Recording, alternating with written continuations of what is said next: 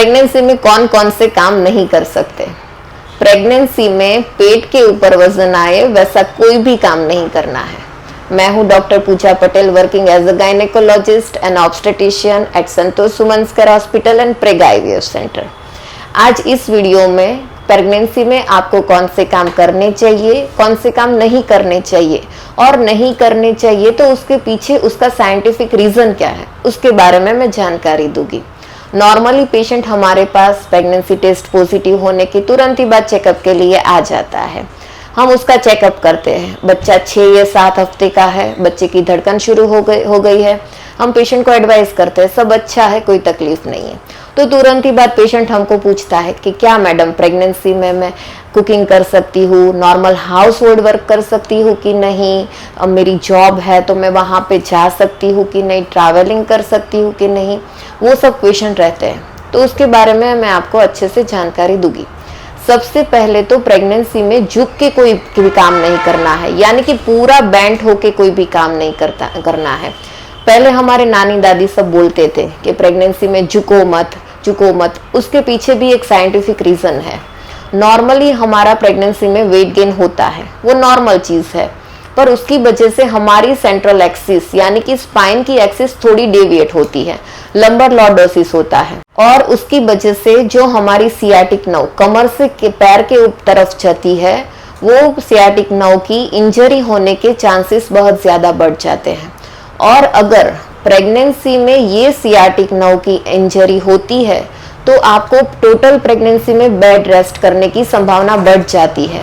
Even अगर ये nerve damage हो जाती है तो आपको प्रेगनेंसी में उसको रिलीव करने के लिए बहुत सारे मसल रिलैक्सेंट की टैबलेट लेनी पड़ती है। वो प्रेगनेंसी में मदर और बच्चे के लिए हानिकारक रहता है। इसके लिए प्रेगनेंसी में झुक के कोई भी काम नहीं करना है। अगर पोछा भी लगाना रहता है तो अर्गोनॉमिक मॉप मिलते हैं, यानी कि जो हैंड से हैंडल वाले मॉप होते हैं उससे पोछा लगाना है।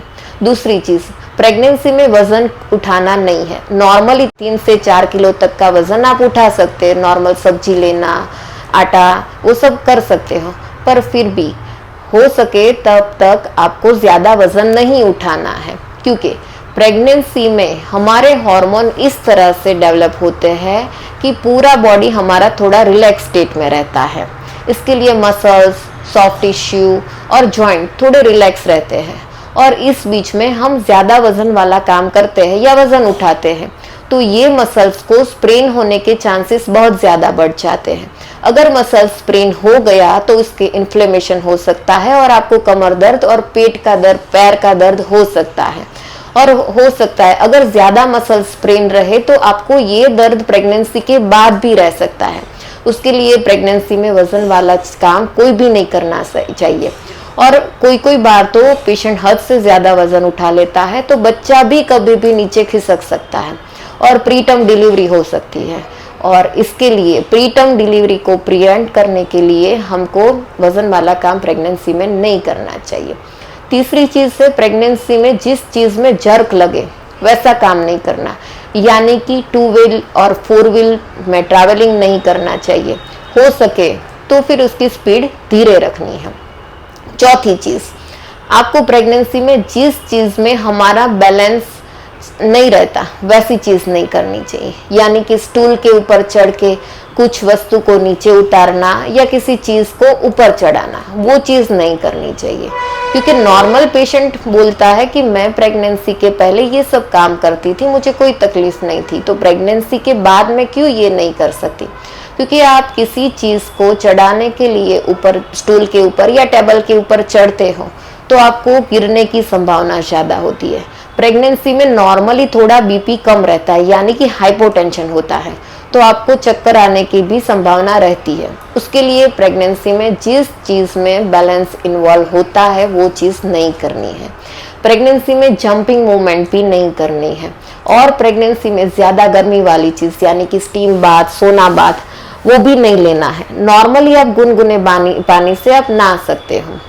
पेशेंट्स को हम ये सब एडवाइस देते हैं। पेशेंट के साथ कोई बार चेकअप के लिए उसकी मदर इन लॉ यानी कि सास भी आते हैं। वो हमको बोलते हैं कि इतना रेस्ट करने की प्रेगनेंसी में क्यों जरूरत है? हमारे वक्त तो सब काम करते थे प्रेगनेंसी में, अभी इतना रेस्ट की जरूरत क्यों है?